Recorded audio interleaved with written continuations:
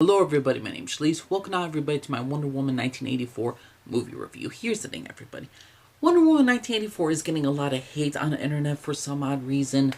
Angry Joe hates this film. Well, he doesn't hate it. He says it's one of the worst of the DCEU. Chris Stuckman gave it a C-. A lot of people don't really like this film.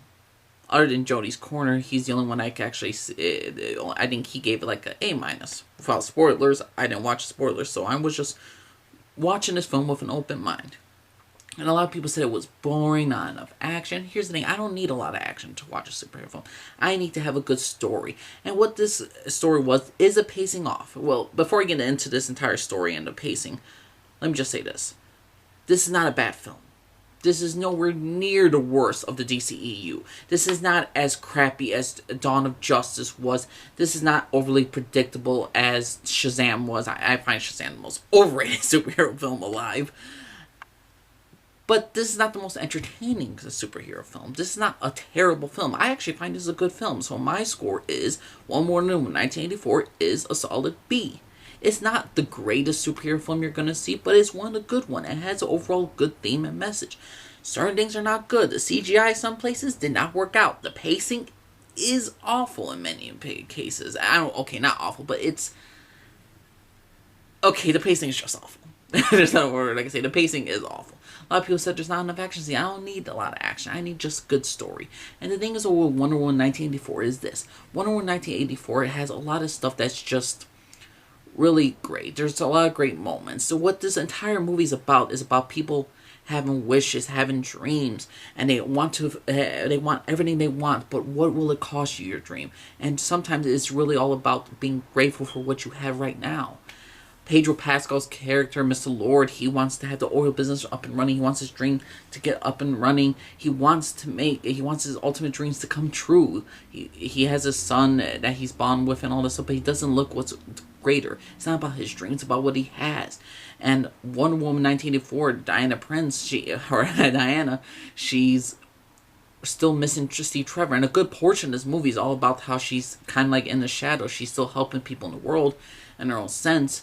But with her, she's always given much. As she says to Steve Trevor, like, I never wanted anything. And, like, I never really asked for much for this entire world. And the thing that she wants the most of, what she dreams of, is Steve Trevor.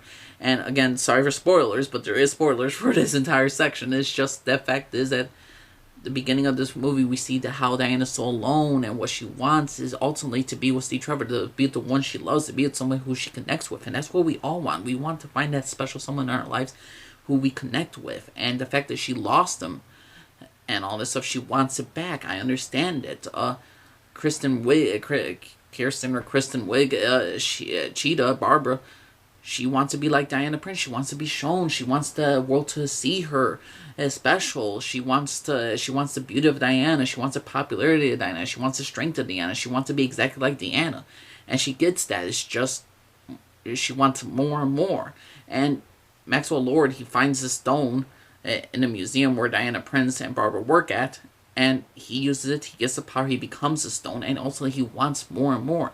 And ultimately, everybody's really conflicted about what is it, like how much is too much, how much is we have to be given the right, how much, like, it's just a beautiful story of like how much is we want, how much we need, how much we take for granted in life. And it's just a beautiful story.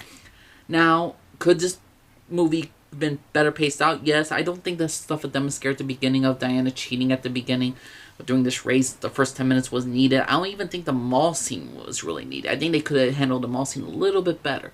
Yes, this movie has some corny stuff. Yes, this movie is cheesy, but I don't find this film a bad film. It had a great message. The acting was great.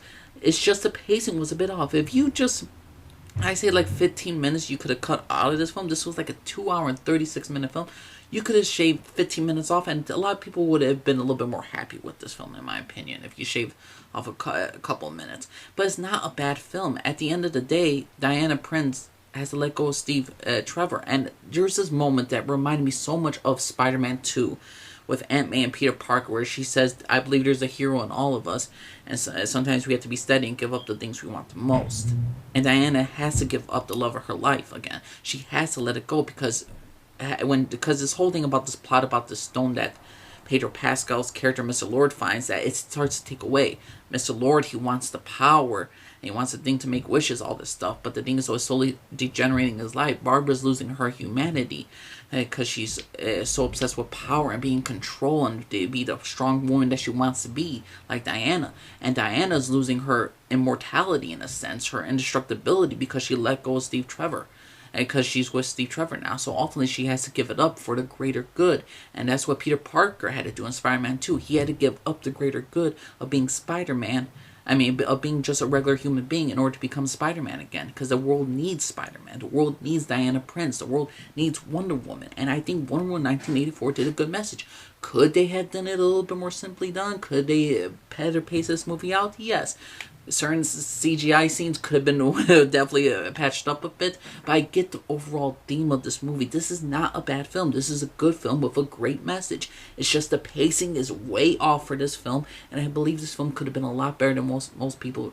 I think this film could have been a little bit could have been an A film. It could have been an A film, but the problem is though for me again the pacing was off.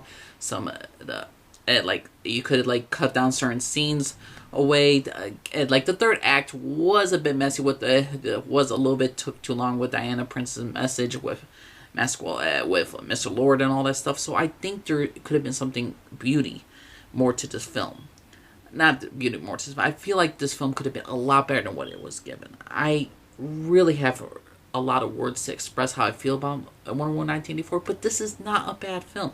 This is a film with it's a good movie with a great message, but it doesn't come off the right way. It's like you're gonna go on a trip, and you know it's gonna be a great trip. It's just you're not gonna always have the smoothest ride. And Wonder Woman 1984 is not the smoothest ride for a superhero film. I enjoy a lot more other films than Wonder Woman 1984 superhero films, but how many superhero films there is, 120. I would put this in the top 50. I would put this probably in the top 40. This is not a bad film. It has a great message, and it was a good sequel. Granted, did we need to have Steve Trevor again? No, but what this film was. It was not about expanding the Wonder Woman's character. It's all about hitting the message to young people and all that stuff. And I think this film is very lighthearted, and I think this film has a good message for the world that we're living in today. Stop treating everything so bad. Stop looking at this world in such a black and white thing. Just be happy for what you have in this world. You got your health. Some people have their health. Some people have their whole family with them. Be grateful for what we have. And I think Wonder Woman 1984 shows a great message to people. Not everyone's going to go to the theater with an open mind, but in my opinion, you should have an open mind for Wonder Woman 1984. This was a very good film. I want to say it's a great film, but it's not a great film to me just yet. Because again, the pacing is off. Some of the action scenes could have been done better, the CGI. And I understood where all the characters were coming from. Some people didn't like Barbara, Kirsten Wiig's character, Cheetah, but it makes sense for why her character's the way she is, why she got too much of it, why she's gone to the dark side in many cases, why did Maxwell Lord want all this power and all this stuff. It makes sense for each character why the stuff did they want what they wanted they had.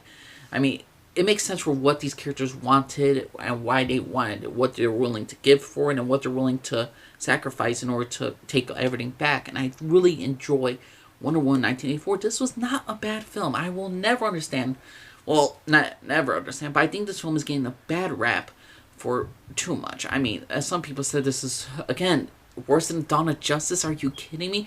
That 3-hour film that was destroying Superman's entire identity. No, thank you. No, thank you.